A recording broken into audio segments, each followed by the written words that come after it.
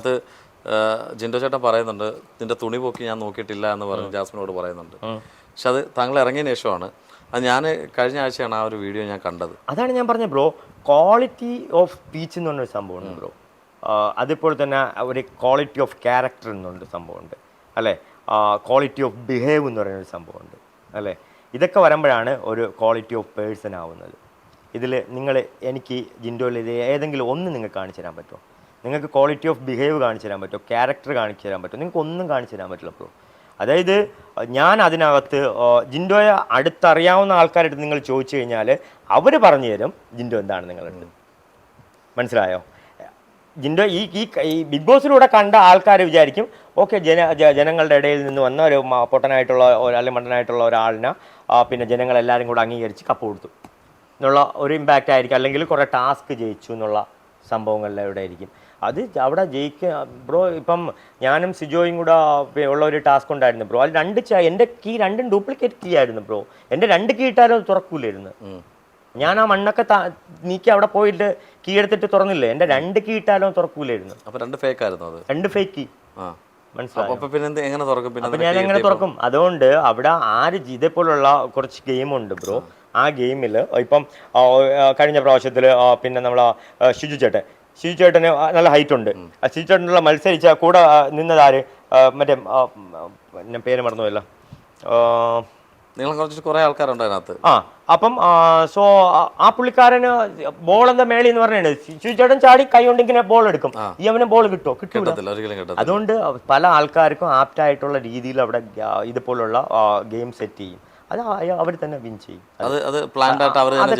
Almost അവർക്ക് ചെയ്യാൻ പറ്റുന്നതേ ഉള്ളൂ.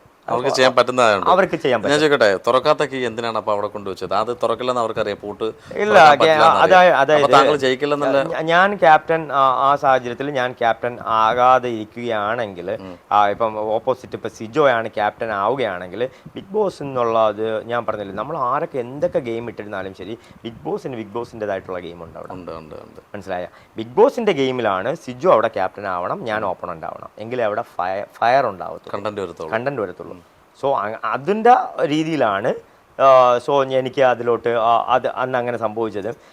സിജോ ക്യാപ്റ്റനായിട്ട് ഒരു ക്യാപ്റ്റൻ്റെ കടമ എന്നുള്ളത് നമ്മുടെ കൂടെ നിൽക്കുന്നവരെ അനുനയിപ്പിച്ച്, കൂടെ നിൽക്കുന്ന ആൾക്കാർ എന്തെങ്കിലും തെറ്റ് ചെയ്താലും അത് ഓക്കെ എന്ന് പറഞ്ഞ് എല്ലാം ക്ലിയർ ചെയ്ത് കൊണ്ടുപോകാനാണ് ക്യാപ്റ്റൻ. അല്ലെങ്കിൽ എന്തിനാ ക്യാപ്റ്റൻ അവിടെ? അല്ലേ, ഇത് ക്യാപ്റ്റനാണ് പ്രശ്നം ഉണ്ടാക്കിയത് ആ വീട്ടിൽ. എന്തിനാണ് പ്രശ്നം ഉണ്ടാക്കിയത്? ഈ കിച്ചണിൽ നിങ്ങൾ ഉപയോഗിച്ച സാധനങ്ങൾ നിങ്ങൾ ക്ലീൻ ചെയ്ത് വെക്കുമോ അതോ ഞങ്ങൾ ക്ലീൻ ചെയ്യുമോ എന്ന് ഞാൻ ചോദിച്ചതിനാണ്. ഞങ്ങൾക്ക് സൗകര്യമല്ല ക്ലീൻ ചെയ്യാന്ന് പറഞ്ഞു. ഞാൻ അതെന്ത് സൗകര്യമല്ല? ആ സൗകര്യമല്ല. അപ്പം ഞാൻ നമ്മളിപ്പം നമ്മളൊരു വീട് വാടകയ്ക്ക് എടുത്തല്ലേ, നമ്മൾ തിരിച്ചത് കൊടുക്കുമ്പോഴത്തേക്കും നമ്മൾ ആ വീട് വൃത്തിയാക്കി കൊടുത്തിട്ട് പോകുന്നത് മര്യാദയാണ്. അപ്പം ഞാൻ പറഞ്ഞു നമുക്ക് അങ്ങനെ മര്യാദയുണ്ട്, നിനക്ക് ആ മര്യാദ ഉണ്ടോ ഇല്ലേ? എനിക്ക് ആ മര്യാദ ഇല്ല, ഞാൻ ഇങ്ങനെ തന്നെ എന്തോ പറഞ്ഞിട്ട് അങ്ങനെയാണ് ഫൈറ്റ് സ്റ്റാർട്ട് ചെയ്യുന്നത്. അപ്പം അത് ഞാൻ ചോദിച്ചത് എൻ്റെ ഷർട്ടും പാൻറ്റും എടുത്ത് കഴുകി തരുമെന്നല്ല ചോദിച്ചത്. നിങ്ങൾ ഉപയോഗിച്ച ഈ കിച്ചൺ നിങ്ങൾ പോകുമ്പോൾ, അന്ന് കിച്ചൺ ടീമിന്റെ ക്യാപ്റ്റൻ ആയിരുന്നു സിജോ, ഇപ്പോഴത്തെ അവിടുത്തെ ടീം ക്യാപ്റ്റൻ. അപ്പം ആ ക്യാപ്റ്റൻ്റെ അടുത്താണ് ഞാൻ ചോദിച്ചത് നിങ്ങളിത് വൃത്തിയാക്കിയിട്ട് പോകുമില്ലെന്ന്. ഇതൊക്കെ ജനങ്ങൾ എന്തുകൊണ്ട് മനസ്സിലാക്കുന്നില്ല? എന്തുകൊണ്ട് എല്ലാ കുറ്റവും എല്ലാ തെറ്റും എല്ലാ കംപ്ലൈൻറ്റും എൻ്റെ മണ്ടയിൽ തന്നെ കൊണ്ടുവന്ന് ഇടുന്നു? പല സിറ്റുവേഷനിലും പല ആൾക്കാരെ മറക്കാറുണ്ട്. പക്ഷെ എങ്കിൽ പോലും ഒരു സെലിബ്രേഷൻ വരുമ്പം ഈ പറഞ്ഞ പോലെ അപ്സര ജയിക്കണം, അല്ലെങ്കിൽ അപ്സര വരണം, മുന്നിൽ വരണം, അപ്സരയുടെ സപ്പോർട്ട് ചെയ്ത ഒരാളാണ്. ബർത്ത്ഡേ വന്നിട്ട് വിളിച്ചില്ലേ അപ്സര? ലാസ്റ്റ് പിന്നെ ഞാനും അപ്സരയാണ് ലാസ്റ്റായിട്ട് അവിടെ ഫൈറ്റ് ഉണ്ടായത് സിജോയ്ക്ക് മുമ്പ്. അത് കഴിഞ്ഞിട്ട് പിന്നെ അപ്സര അപ്പം പറയുകയും ചെയ്ത് ഈ നിനക്കിവിടെ നിൽക്കാനുള്ള വിധി ഉണ്ടാവട്ടെ എന്നെന്തോ അപ്സര പറഞ്ഞ്. അത് കഴിഞ്ഞ് കുറച്ച് നേരം കഴിഞ്ഞപ്പോൾ ഞാൻ അവിടെ നിന്ന് പോയി. അത് കഴിഞ്ഞിട്ട് ഞാനൊരു ഷോർട്സിലെന്തോ കണ്ടായിരുന്നു, അപ്സര പറഞ്ഞിരുന്നു കാര്യം ഞാൻ അതുവരെ പിടിച്ചു നിന്നു, കാര്യം റോക്കിയുടെ ഡ്രസ്സ് പാക്ക് ചെയ്തപ്പോഴത്തേക്ക് ഞാൻ കരഞ്ഞു പോയി, കാര്യം പുള്ളിക്കാരൻ അത്രയ്ക്ക് പ്രിപ്പയർഡായാണ് വന്നത് എന്ന് പറഞ്ഞിട്ടുണ്ടായിരുന്നു. പിന്നെ പുള്ളി ഇൻവൈറ്റ് ചെയ്തിട്ടുണ്ടായിരുന്നു കേട്ടോ, ഇല്ലാന്നൊന്നുമല്ല. നമുക്ക് ഗ്രൂപ്പുണ്ട്, ബിഗ് ബോസ് സീസൺ 6 എന്ന് പറഞ്ഞ ഗ്രൂപ്പുണ്ട്, അതിലെല്ലാവരെയും ഇൻവൈറ്റ് ചെയ്തിട്ടുണ്ടായിരുന്നു. എനിക്ക് എൻ്റേതായിട്ടുള്ള കുറച്ച് ബിസി ആയിട്ടുള്ളത് കൊണ്ട് എനിക്ക് പങ്കെടുക്കാൻ പറ്റില്ലെന്നേ ഉള്ളൂ. ഉറപ്പായിട്ട് അവസരത്തിൽ വേറെ എന്തെങ്കിലും അവസരത്തിലൊക്കെ ഞാൻ പങ്കെടുക്കും. അതായത് എന്നെ ആരും അവോയ്ഡ് ചെയ്തിട്ടോ ഒതുക്കി വെച്ചിട്ടോ ഒന്നുമില്ല, നമ്മളെല്ലാവരുമായിട്ടും കമ്പനിയുണ്ട്. പിന്നെ ചില വ്യക്തികൾക്ക് പിന്നെ എന്തുവാ ചെറിയ വിഷമമൊക്കെ ഉണ്ടാവും എൻ്റെ അടുത്ത്. അങ്ങനെയുള്ളവരടുത്ത് മാത്രമേ ചെറിയ അവരായിട്ട് പിണങ്ങിയിരിക്കുന്നേ ഉള്ളൂ, എനിക്കായിട്ടും പിണക്കമില്ല. എൻ്റെ അടുത്ത് വിളിച്ചാൽ ഞാൻ മിണ്ടും. പിന്നെ മെനഞ്ഞാന്ന് വിളിച്ചായിരുന്നു, ഋഷി വിളിച്ചായിരുന്നു. ഋഷി വിളിച്ചിട്ട് ഞാൻ പിന്നെ എവിടെ നമ്മൾ ആൻസിബയെ വിളിച്ചിട്ട് ഋഷിയെ ഞാനും അൻസിബിയെ കൊണ്ട് പുറത്തോട്ട് പോകാമെന്നൊക്കെ പ്ലാൻ ചെയ്ത് എറണാകുളത്തുണ്ടായിരുന്നു. പക്ഷേ എന്തോ പറ്റിയില്ല, സാഹചര്യം കിട്ടിയില്ല, സമയം കിട്ടിയില്ല. അപ്പോൾ എല്ലാവരുമായിട്ട് കണക്ഷൻ ഉണ്ട്, എല്ലാവരും വിളിക്കും, ഇടയ്ക്കൊക്കെ വിളിക്കും എല്ലാവരും. അപ്പോൾ എത്ര കുട്ടികൾ? അതൊക്കെ ഒരാളെ മകനോ മകളോ? മോനാണ്, റാഗ്നർ റോക്കി എന്നാണ് പേര്. Ragnar Rocky. അവൻ കിക്ക് ബോക്സിംഗ് നാഷണൽ പ്ലെയർ ആണ്, കേരള ചാമ്പ്യനാണ്. താങ്കളും ഈ ബോക്സിംഗ് രംഗത്ത് കുറച്ച് മികവുറ്റ് നിൽക്കുന്ന ഒരാളല്ലേ? ഇഷ്ടമാണോ അത് കൂടുതലായിട്ട്? ഇഷ്ടം. അപ്പോൾ ആ ഒരു പവറാണോ അവിടെ ആ സമയത്ത് റിഫ്ലക്ഷൻ? അതെ അതെ അതെ, ആ ഒരു ഓട്ടോ റിഫ്ലക്ഷൻ എനിക്ക് തോന്നുന്നു ഈ സ്പോർട്സിൽ പഠിച്ചിട്ടുള്ള ആൾക്കാർക്ക് അറിയാൻ പറ്റും ഓട്ടോ റിഫ്ലക്ഷൻ എന്താണെന്ന്. നമ്മൾ പറയുമ്പോഴത്തേക്ക് തള്ളെന്ന് പറയും. ശരി, അത് വിടാം. അല്ല, അത് ഒട്ടപ്പോഴാണ് മനസ്സിലായത്. കാര്യം ആ സമയത്ത് നമ്മൾ ചിലപ്പം ഈ കിക്ക് ബോക്സിങ് സമയത്ത് നമ്മൾ ആ ഫ്ലോറിൽ നിൽക്കുന്ന സമയത്തൊക്കെ ഇങ്ങനെ അഗ്രസീവ് ആവാറുണ്ട്, ചിലർ ചൊടിപ്പിക്കാറുണ്ട്. അതല്ല, നമുക്ക് ചില സമയത്ത് നമുക്ക് ദേഷ്യം വന്ന് കണ്ണ് മൂടി എന്നൊക്കെ നമ്മൾ പറയുമല്ലോ, എൻ്റെ കണ്ണ് മൂടി കെട്ടു എന്നൊക്കെ പറയുമല്ലോ, അല്ലെങ്കിൽ ആ സിറ്റുവേഷൻ ഞാൻ എന്തിനത് ചെയ്തു എന്നൊക്കെ പറയുമല്ലോ. അപ്പം അങ്ങനെ ഫ്രാക്ഷൻ ഓഫ് സെക്കൻഡിൽ നമുക്ക് ചിലപ്പോൾ ഒരു ഡിസിഷനും എടുക്കാൻ നമ്മുടെ മൈൻഡ് കംപ്ലീറ്റ് ബ്രേക്കായി പോകുന്ന ചില സിറ്റുവേഷൻസ് ഉണ്ടാവും. അത് പക്ഷെ നമുക്ക് അത്രത്തോളം ഹർട്ട് ആവണം അല്ലേ? അത് ഞാൻ ഹർട്ട് ആവുന്ന ചിലപ്പോൾ നിങ്ങൾക്ക് വെരി ഈസി ആയിരിക്കും ബ്രോ, നിങ്ങൾക്കത് തമാശയായിരിക്കും. നിങ്ങൾ പറയുന്നത് അയ്യേ ഇതിനൊക്കെ ഇതാണോ എന്ന് ചോദിക്കും. പക്ഷെ അത് എനിക്ക് അറിയാവും ഞാൻ എത്രത്തോളം ഹർട്ടായെന്ന് അല്ലേ? അത് ഓരോരുത്തർക്കും ഉള്ള വേദനയും ഓരോരുത്തരുടെ മാനസികാവസ്ഥയും ഓരോരുത്തരുടെ ചിന്താ രീതിയൊക്കെ ഡിഫറെൻ്റ് ആണ്. അപ്പോൾ അതുകൊണ്ട് ഒരിക്കലും കമ്പയർ ചെയ്യലും ആരുമായിട്ടും. ഇടയ്ക്ക് വെച്ചിട്ട് ഇപ്പോൾ ഈ ഫിനാലയിൽ വിളിച്ചിട്ടില്ല എന്ന് പറഞ്ഞിട്ട് ഭയങ്കര വിഷമത്തോടെ ഒരു വീഡിയോ ഞാൻ കണ്ടു. വിഷമം ഉണ്ടായിരുന്നു? പിന്നെ വിഷമം ഉണ്ടായിരുന്നു ബ്രോ.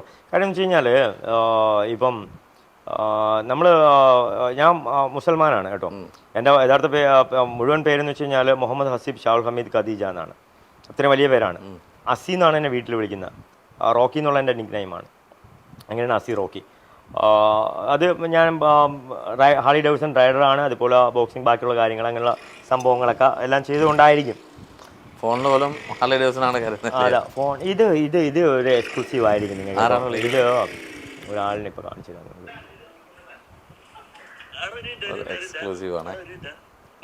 ഇവിടെ ഒരു ഇന്റർവ്യൂ നടക്കുകയാണ്. ഇവിടെ ഒരു ഇന്റർവ്യൂവിന്റെ ഇടയിൽ അടുത്ത ആള് തൊപ്പി എടാ ഇവിടെ ഒരു ഇന്റർവ്യൂ നടക്കുകയാണ്. ഹലോ തൊപ്പി, മാൻ, ഇവിടെ ഇന്റർവ്യൂ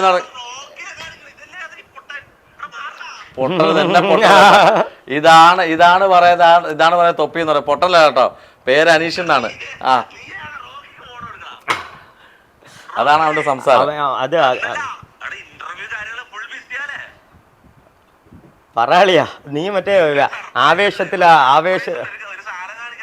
ആരാ പറ. ഓ ജിൻഡപ്പൻ അവിടെ ഉണ്ടോ? ഞാൻ ജിൻഡപ്പൻ.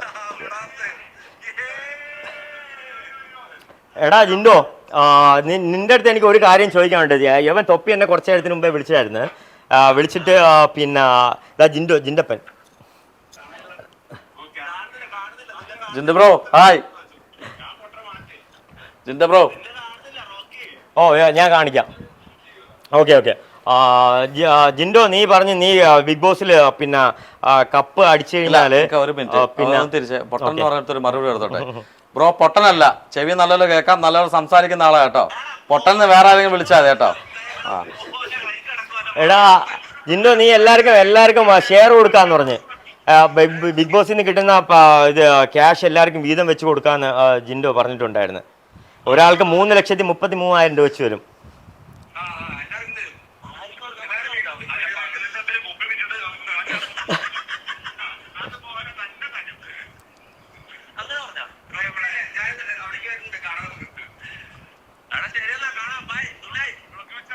ബൈ.